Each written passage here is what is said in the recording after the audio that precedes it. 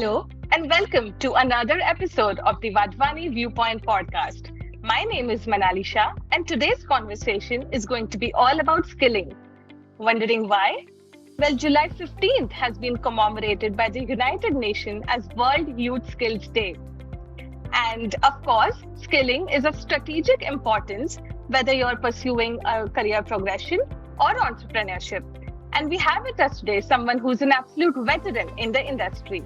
Mr. Sunil Dahiya has 30 years of experience in the industry and he's the Executive Vice President of the Wadhwani Opportunity program by the Wadhwani Foundation.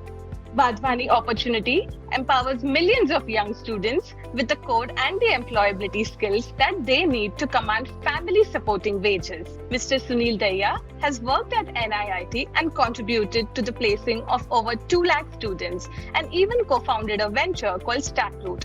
He holds an honors in economics from the Delhi University. Mr. Dahiya, welcome to the show and thank you so much for taking the time out. Thank you. Thank you so much, Manali. It's a pleasure to be here. Great. So to begin with, what would be your message to the youth of India on the occasion of World Youth Skills Day? Yeah, very important question and at the very right time. All of us are right now, coming back from COVID and now getting back into the business, and with a lot of kind of disturbances towards at the time of COVID. At this point, the message for youth is very clearly on 2 aspects. One is the skilling and multi-skilling, which is the first part. So one clear message to all the youths is not only skill for what you need to be, and multi-skill yourself, because as we see the future, one skill alone may not take you through altogether, but it will be multiple skills which will be required to move forward. This is one part. The second part of it is the learning part. So time has come when the youth need to be ready to learn, unlearn, and relearn, because this thing is extremely crucial now in terms of there'll be points where you learn something, you need to unlearn it, and then relearn something, again attached to multi-skilling aspect. So from that aspect, these are the 2 clear aspects. One, skilling and multi-skilling, and the second one, learning, unlearning and relearning. So that will be my message for the youth. Great. And the work environment has changed drastically over the last couple of years and will continue to remain like that. What are the kind of skills that the youth should focus on to be ready for the future of work? Yeah, thanks for asking this, actually, Manali. This has got various aspects which our youth should be very careful about. So looking at it from, the jobs which were there in the industry, which let's say 5 years back, many of them are not even visible today. Right. Those job roles have vanished. New job roles are emerging. We are talking about industry. We all know about industry 4.0, which is the futuristic aspect. And maybe now they also talk about industry 5.0. So as the industry moves to the future, the job roles will also emerge for the future. So when you look at it from a skilling, it's extremely important to skill the person for the future job roles. And if you look at it from a futuristic job roles, what are the critical trends which the students or the learners should be very careful of? One aspect is the complete core skill aspects. When we talk about core skills, it is more to do with the soft skill, and it's more to do with socio-emotional life skills, which are very, very critical for anybody and everybody, be it at work or be it at on a personal front. But on the other side, which is more important part, is always be vigilant of what is coming forward and what is moving out. For example, things like analytics, which at some time was very closely associated to statistics, maybe somewhere IT, but today this has gone everywhere. It could be in retail, it could be in healthcare, it could be any aspect you talk about, any of the domain. analytics is moving as one clear future job role, which will have somewhere or the other, if you need to be growing in your growth path and you have an aspiration to grow, then this aspect, whether it is edu tech, fintech, and all these tech piece coming in, all the learners should be very, very clear about the need of this all across. This is one piece. Now there could be many such things which are evolving. Now this was one example where analytics comes in. So whether it is data science, whether it is analytics, whether it is maybe artificial intelligence. Now these are more IT sounding stuff, but things like retail chain analyst or retail chain management or the entire marketing with digital marketing. So again, adding the digital part to it. So that is the whole aspect. As the things are evolving, this is the direction it is moving. So from that standpoint, I think these are the core skills of the future, which the students should be very careful of, and they should choose it and ensure that when whatever they are learning, they must add these skills, which will give them a definite growth path for future.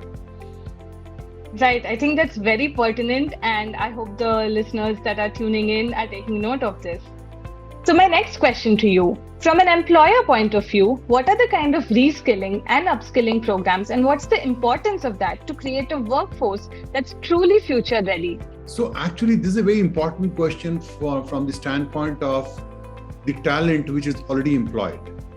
Now, the talent which is already employed has seen the need of multi-skilling during the pandemic time. Suddenly, there was no visit to the office, but the work still had to be done, and the entire movement was from work from home and even collaboration tools and stuff like this. So if you look at it, what COVID told us is that if the work has to go on seamlessly, whether it is being operated remotely or it is right there, the work has to go on seamlessly. And for this, certain skills are required for every employee to really be knowing and contributing, and without really compromising on the efficiency levels. So from the employer standpoint, while this might sound to be a very basic level of competency which an employee must possess as we evolve into future, but the other aspect which is very, very, very close by is time has come when our talent who is already working should always keep in mind about what are the complementary skills to whatever they are doing. And because this would depend from industry to industry. Analytics was one example which I tried to give you, but very specifically, what are the kind of complementary skills required? Is it digital marketing for people who are in market, retail management guide? Do they also need to work on selling in a very big way? Whether it is analytics when it comes to many of the supply chain, logistics, all these areas, what do they need to look forward to? But the key essence here is the vigil of the employee who is working for an organization to see what is the organization moving towards. And then, are you skilled for that or not? Because if you do not, right, if you're not a fast learner and you don't learn fast, you might be left out. So from that standpoint, from the employer standpoint, it's very critical that the employees know what are the future areas they're getting into and get the employees trained in that area. And then, of course, whoever learns fast, trains fast, moves forward with the organization. So that's the employer side to this. Right. And we are seeing that in an ever evolving work environment, an ever complex work environment, job skills and domain skills are evolving very quickly. What is the importance of soft skills in this situation? Sure. See, what you just said, Manali, is a classic example of even the change management, because the whole aspect is look at it from core skills. What we know, what we call the soft skills or the 21st century core employability skills. This is we put it in the category of core skills. And there's another category of deep skills, which is the hardcore domain skills. And when I say deep skills, these are the skills for future. and deep skills, the domains for future, the job roles of future. So that's the other side. But answering the question on the soft skills part, or so-called the core skills part. See here, there have been soft skills which have been always been prevalent. Things like communication, things like teamwork, things like ethics and behavior. Now this is all that foundation work which is required. Now as the time evolved, we saw problem solving, critical thinking, design thinking, complex problem solving, right. and all this aspect getting added to all the soft skills which are there. As we talk today, things like absolutely mental wellness, things like adaptability, things like creative thinking. Now, all these are the things which currently are getting added to this part. Of course, not to miss, the industry started asking about talent to be having entrepreneurial mindset from the aspect of, and the real requirement from them was, never giving up and try new things at the workplace. And rather than, getting into the process, will the person try new things? So maybe the person tries and fails. That's much better than not even trying anything new. So from that aspect, the entrepreneurial mindset, as a skill, and mental wellness all along. So this is, how do you manage stress levels? And then in fact, the more critical ones, which I was talking about, the analytics, let's say the problem solving was always there. But I mentioned that in the beginning. Times have come now, can you really work on complex problem solving, which is an added stuff, and adaptability and others. So these are the ones which are getting added now on the soft skills part. Right, absolutely. Today, there's a lot of chat about technology and the role that artificial intelligence will play in work processes in the future. And while technology helps us be more efficient and more productive, there are some concerns about the jobs being taken over. But of course, there are some skills that AI just cannot replicate. What are those skills according to you? See, I think this is a question which is, there's a lot of fear around this, but actually, it's frankly, the way I look at it is baseless.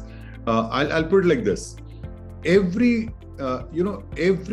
intervention of technology will definitely increase the efficiency, and at the same time, maybe a kind of role might be affected. And it might look at that time, oh, this role is badly affected and this role is not required anymore. But however, any such intervention also brings with itself absolutely new roles. I must quote an example here. And this was just a couple of months back when I was flying from Calcutta to Delhi.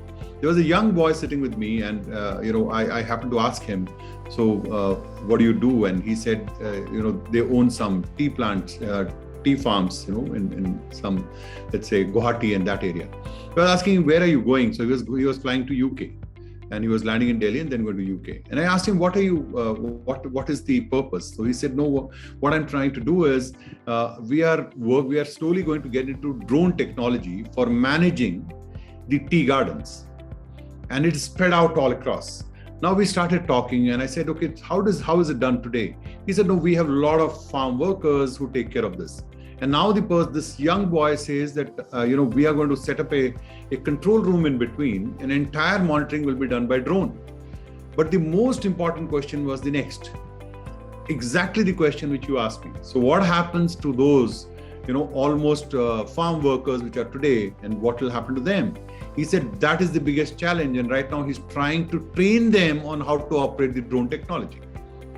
So now we could never imagine a farm worker get onto drone side, but who has the knowledge of the color of that, the plant and what is to be done? Obviously the farm person. And now if they are trained on this is a classic example of multi-skilling, efficiency going up, much better productivity, and everyone in this is a win-win for everyone. So that's the way we should look at artificial intelligence.